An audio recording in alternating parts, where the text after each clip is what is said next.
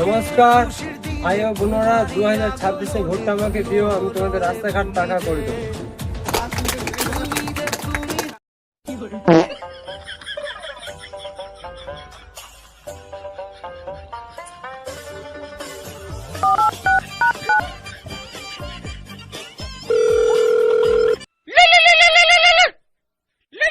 প্রধান সাহেব নতুন নাম্বারকে কল করেছে।